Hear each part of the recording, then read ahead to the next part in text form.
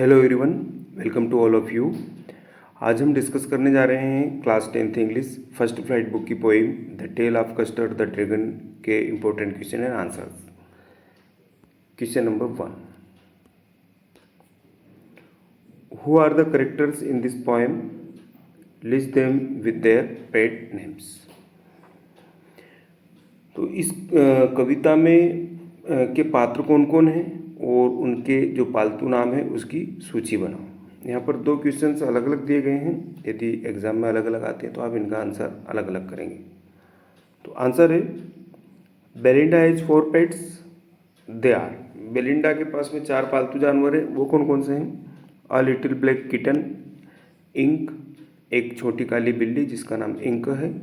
अ little grey mouse, Blink, एक छोटा grey colour का माउस है जिसका नाम ब्लिंक है। A little yellow dog, mustard, और एक छोटा पीला कलर का कुत्ता है जिसका नाम मस्टर्ड है।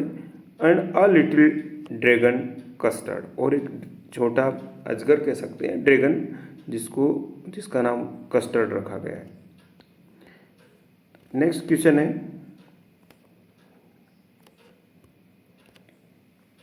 बेलिंडा टिक्ड हिम, सी टिक्ड हिम अनमर्सीफुल, वाई। यहाँ पर हिम ड्रैगन या कस्टर्ड को कहा गया है। हिम का मतलब आपको एग्जाम में यदि ये क्वेश्चन आता है तो हो सकता है कस्टर्ड भी लिखा आ जाए हिम की जगह पर, या ड्रैगन लिखा आ जाए। तो यहाँ पर हम इसको ड्रैगन समझे हिम को। और टिक्ड का मतलब होता है परेशान करना या चिढ़ाना। अनमर्सीफुल का मतलब होता है बेरहमी से। तो यहाँ पर ये जो क्वेश्चन दिया गया है इसका मतलब ये हुआ कि जो बेलिंडा है वह उस ड्रैगन को बहुत बेरहमी से क्यों चिढ़ाती थी या क्यों परेशान करती थी। तो आंसर है बेलिंडा टिक्ड हिम अनमर्सीफुल बिकॉज। तो बेलिंडा उसको बेरहमी से चिढ़ाती थी या परेशान करती थी क्योंकि ही वॉज ऑलवेज, ही है ना वही हमारा ड्रैगन या कस्टर्ड, स्केयर्ड, वह हमेशा डरा हुआ रहता था, स्केयर्ड एंड डरा हुआ। And cried for a safe cage, और हमेशा रोता रहता था किसके लिए? एक सुरक्षित पिंजरे के लिए। Question number 3, what did the custard do at last. Custard ने आखिरी में अंततः क्या किया? तो at last the custard saved Belinda and the other pets from the pirate. तो अंततः जो कस्टर्ड ने बेलिंडा को बचाया और जो अदर पेट्स दूसरे थे पालतू जानवर उन सबको उस समुद्री डाकू, पायरेट का मतलब समुद्री डाकू से सभी को उसने बचाया। Question number 4, what is the central idea of the poem the tale of custard the dragon. तो जो हमारी पोएम है इसका सेंट्रल आइडिया क्या है, मुख्य विचार क्या है? तो आंसर है the central idea of the tale of the custard the dragon is. तो इस पोएम का जो सेंट्रल आइडिया वो यह है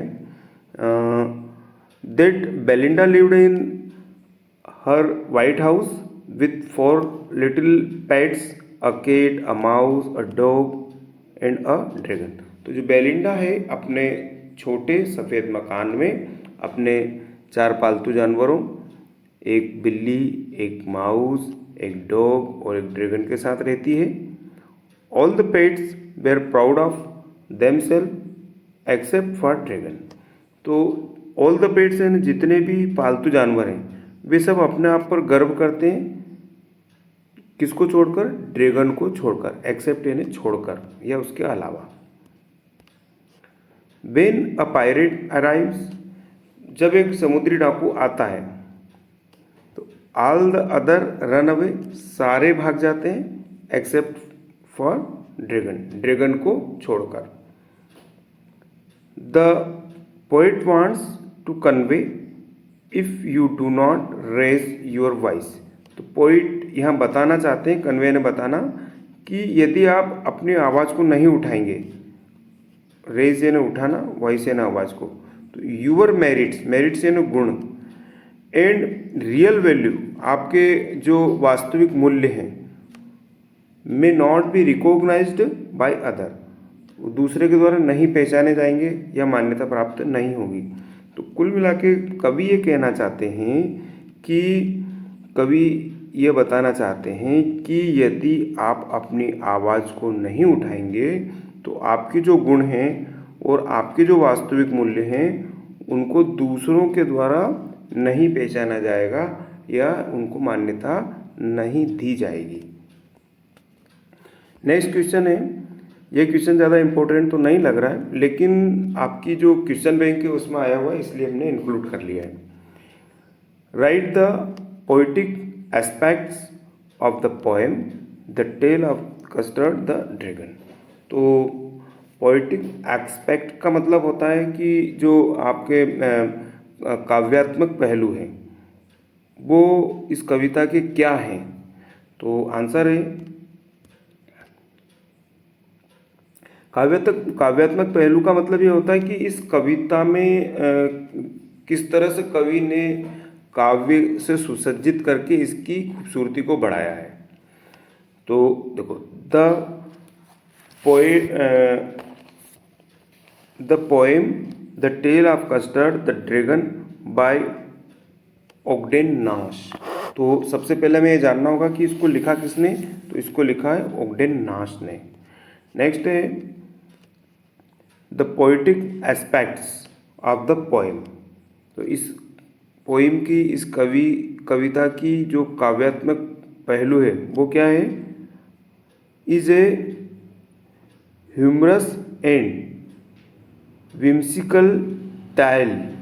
तो ह्यूमरस का मतलब होता है हास्यपूर्ण या विनोदपूर्ण या मजाकिया, और विम्सिकल का मतलब होता है कि मनमोजी या सनकी तरीका, और टाइल का मतलब यहाँ कहानी होता है। तो हम ये कह सकते हैं कि जो कवि हैं, कवि ने यहाँ पर कविता का जो काव्यात्मक पहलू है वो एक हास्यपूर्ण या एक विनोदपूर्ण और मनमोजी कहानी के रूप में प्रस्तुत किया है। और आगे देखते हैं, the poetic aspects lies in its playful use of language, clever rhymes. अब देखो इसको समझते हैं कि जो काव्यात्मक पहलू है इसकी भाषा के चंचल प्रयोग और इसमें चतुराई से तुकबंदियाँ निहित की गई है। अब देखो पोइटिक एस्पेक्ट्स का मतलब तो वही है काव्यात्मक पहलू, और प्लेफुल यूज ऑफ लैंग्वेज का मतलब ये है कि जो इसकी जो भाषा है उसका भाषा का प्रयोग चंचलता से करना, और क्लेवर राइम्स का मतलब होता है कि चतुराई से तुकबंदी करना या चतुराई से अनुप्रास का प्रयोग करना। तो इसका पूरा जो अर्थ ये निकलता है कि ओगडेन नेस की जो कविता है the tale of custard the dragon, इस कविता का जो काव्यात्मक पहलू एक हास्यपूर्ण या विनोदपूर्ण और मनमोजी कहानी के रूप में प्रस्तुत किया गया है, और काव्यात्मक पहलू इसकी भाषा के चंचल प्रयोग और चतुर तुकबंदियों या चतुर अनुप्रास में निहित हैं। इस तरह से इस पोइम के ये आंसर क्वेश्चन कंप्लीट हुए। आप इनको अच्छे से तैयार कर लीजिएगा। Thank you.